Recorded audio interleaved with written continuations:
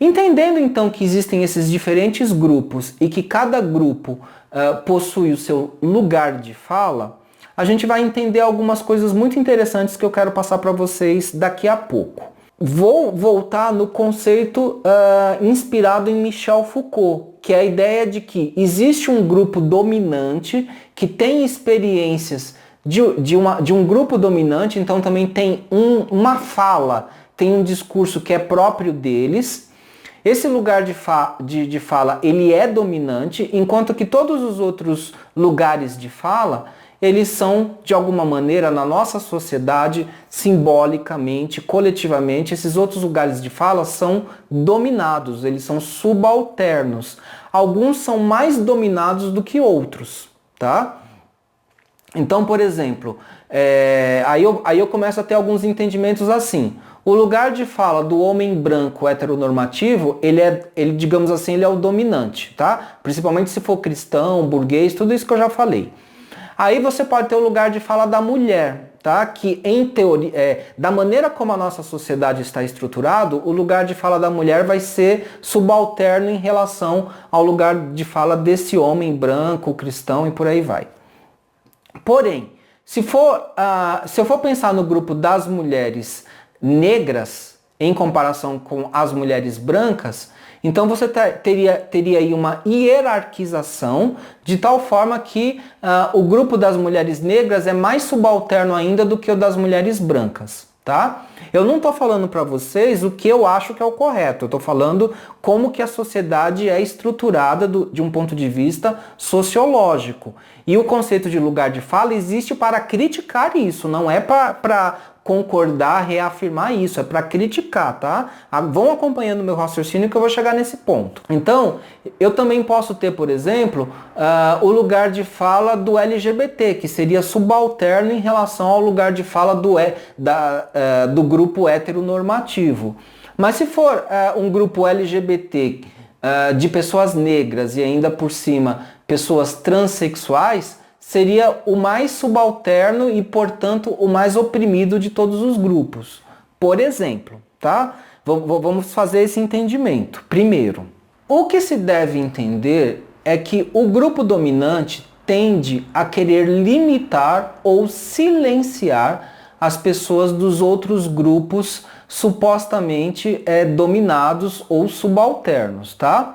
São dominados ou subalternos por conta de contingências históricas de décadas, séculos, dependendo do caso até de milênios. O grupo dominante pretende que a sua fala de domínio, de privilégios, seja a fala universal. Essa é a grande questão. Eles pretendem que a sua própria fala tenha validade universal e que todas as outras falas, todos os outros grupos se submetam.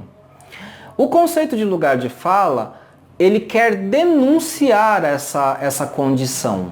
E também o conceito de lugar de fala, além de denunciar essa situação, quer apontar também a falta de empatia que essa situação cria. Porque vamos supor, quando o homem branco, eu tô pegando o modelo mais privilegiado possível só para ser didático, para vocês me entenderem. Então, quando um homem branco, heteronormativo, cristão, burguês, enfim, quando esse personagem do grupo mais privilegiado quer falar sobre a realidade de qualquer pessoa, de qualquer um dos outros grupos oprimidos, ele fala a partir da realidade dele, ele fala a partir da subjetividade dele, a partir da cosmovisão dele. E ele fica preso dentro dessa percepção de realidade e não consegue criar empatia, não consegue se colocar no lugar das pessoas que estão vivendo uma realidade talvez até muito diferente da dele, provavelmente muito, muito diferente da dele. Eu digo provavelmente porque, assim, só para dar um exemplo, e eu vou pegar como exemplo eu mesmo, tá? Eu sou um LGBT, então meu lugar de fala é o LGBT, eu vivo as experiências de um LGBT. Mas bem ou mal, eu ainda sou um homem e sou um branco, de classe média. Então, em comparação com um LGBT, por exemplo, uma mulher transexual, periférica e negra, essa pessoa ainda acumula mais opressões, tá? Ela acumula um nível de realidade de mais opressões ainda do que eu, né? E com certeza muito mais opressões do que uma pessoa totalmente privilegiada, inclusive do universo heteronormativo.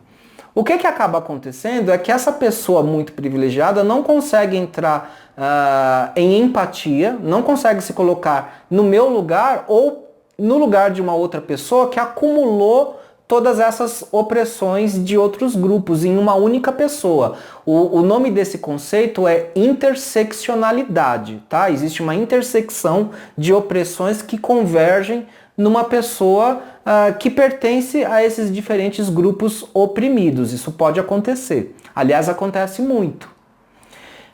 É importante que vocês entendam que eu estou falando da sociedade como ela é, não como eu gostaria que ela fosse, tá?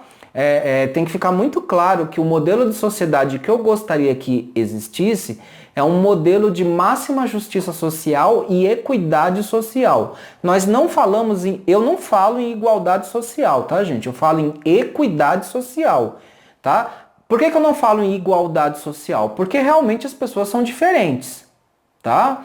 O contrário de igualdade social é diferenciação social. As pessoas são diferentes. Isso é, diga-se de passagem, normal. A reclamação aqui, a crítica, é contra o conceito de desigualdade social, que é outra coisa. Uma coisa é a diferenciação social. As pessoas são diferentes, têm as suas diferenças, as suas peculiaridades. Outra coisa é a desigualdade social, que diz respeito à desigualdade no acesso a recursos materiais, culturais, simbólicos ou abstratos, né? Então o grupo privilegiado tem mais acesso, né? Tem acesso pleno, na verdade, a recursos materiais, simbólicos, culturais e abstratos. Os outros grupos, os grupos de negros, mulheres, LGBTs, pessoas com deficiência e por aí vai, os outros grupos não têm o mesmo acesso do que os grupos privilegiados. E é aí que está a desigualdade social e a injustiça social. Então vejam que quando a gente debate sobre lugar de fala, a gente está debatendo também sobre um ideal de busca de equidade social e justiça social. E o conceito de lugar de fala, ele é um conceito, tá? É um conceito teórico que tenta instrumentalizar o combate à hegemonia de um único discurso, que se considera um discurso universal e privilegiado, porém universal. Ele quer valer para todo mundo. A vontade desse discurso tem que valer sobre todos os outros, né? Então, quando uma pessoa de um grupo privilegiado quer falar da experiência de outras pessoas de outros grupos sociais, né? E ela fala a partir da visão dela, né? A partir do entendimento dela, ela fica ensimesmada no entendimento dela, ela não cria empatia com a experiência dos outros grupos oprimidos. E aí a pessoa não consegue entender os sofrimentos, as angústias, as carências desses outros grupos. É nessa hora que pode ser devolvido para essa pessoa desse grupo mais privilegiado, mais favorecido, que ela está falando a partir do lugar de fala dela, do ponto de origem discursivo dela, e não do ponto de origem discursivo dos outros grupos, tá? Então, vou dar um exemplo bem concreto para vocês entenderem. O exemplo que eu vou dar é um exemplo do universo LGBT, do qual eu faço parte. Então, por exemplo, LGBTs, e isso é uma pergunta que eu vou lançar para vocês, LGBTs podem andar de mãos dadas? 2 homens ou 2 mulheres podem andar de mãos dadas na rua, podem se beijar, beijo na boca, podem trocar carícias, como um casal heterossexual pode fazer na rua? Isso é uma pergunta. Eu me lembro até hoje, tá? Eu me lembro quando aqui em São Paulo, tá? No estado de São Paulo, o governador da época, que era o Alckmin, ele promulgou uma lei que permite que casais homossexuais possam demonstrar o seu carinho na rua, possam, por exemplo, se beijar. Vejam, existe uma lei no estado de São Paulo que diz que casais gays podem andar de mãos dadas, ou casais lésbicos, né, podem andar de mãos dadas, podem se beijar, se abraçar na rua, tá? Igual um casal hétero pode fazer naturalmente isso. Não precisa ter uma lei, vejam, não precisa ter uma lei para que casais héteros possam andar de mãos dadas, se beijar e abraçar. Mas tem que ter uma lei para o casal LGBT. A lei foi promulgada. A comunidade LGBT comemorou isso? Sim, a comunidade LGBT comemorou isso. Porém, vejam, os LGBTs já acumulam uma opressão histórica de tantos anos que muitos LGBTs, e aí eu me incluo entre esses LGBTs, não conseguem fazer isso. Tá? Eu não consigo sair nas ruas de mãos dadas com meu parceiro, trocando carinhos ou afetos ou qualquer coisa desse tipo. Eu não consigo fazer isso. Tá? É um problema pessoal meu isso, mas eu estou mostrando que eu não consigo. Pelo que me parece, os LGBTs de geração mais nova conseguem fazer isso, tá? Estão conseguindo, mas não são todos, porque muitos sofrem muitos tipos de opressão, inclusive dentro de casa, com a família. E tem mais.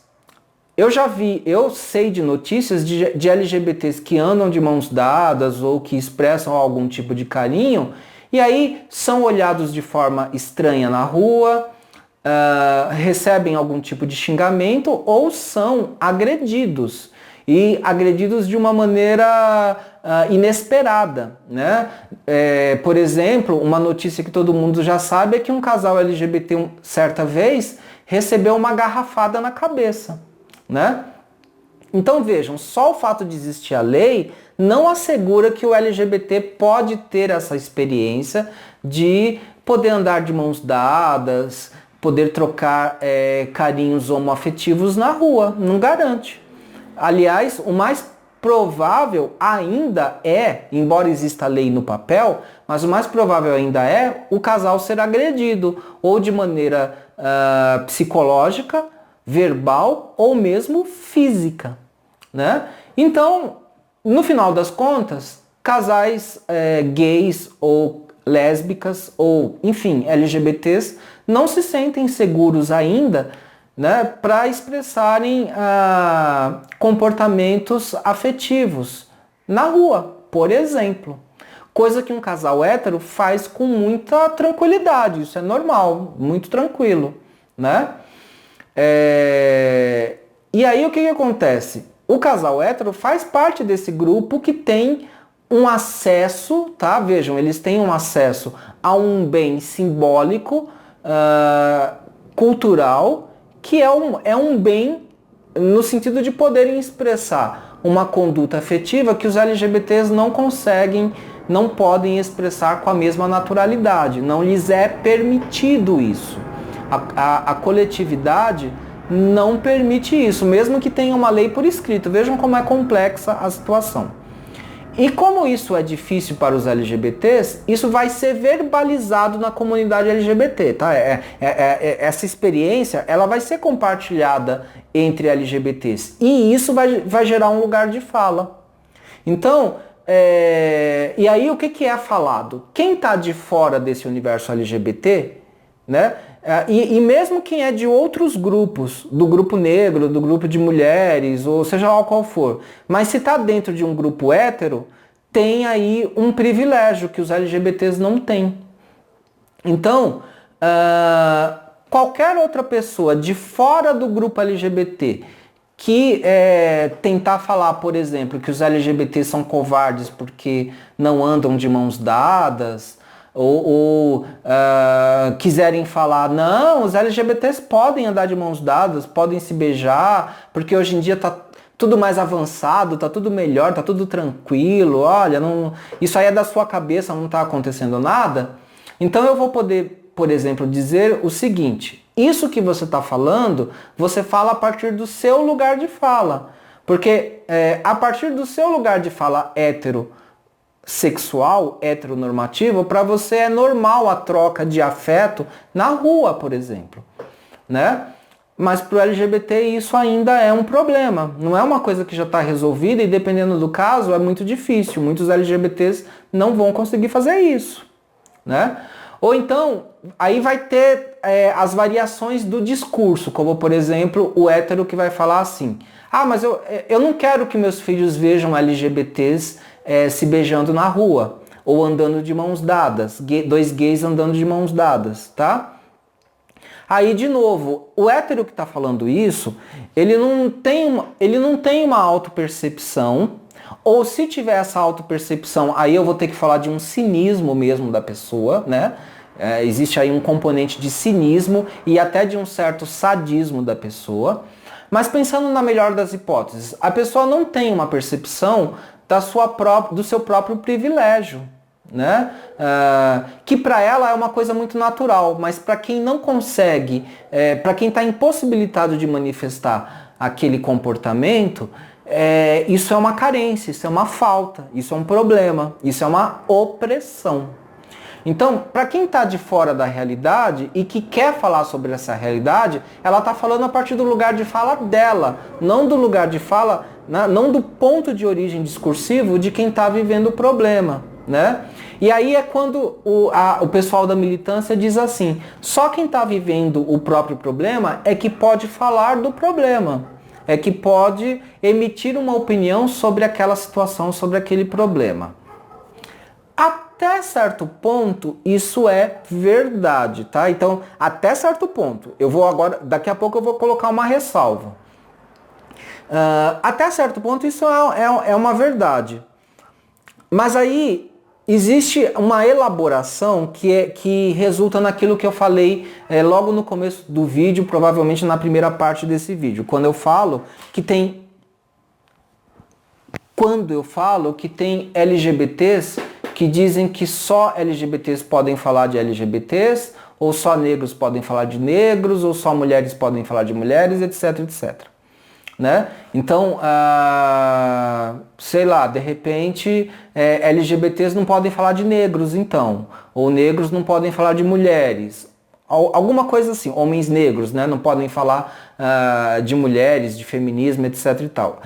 Isso acaba gerando esses entendimentos equivocados. Vejam bem, eu vou trazer agora aqui um conceito, eu vou casar um conceito com a noção de lugar de fala para trazer uma outra ideia aqui para vocês.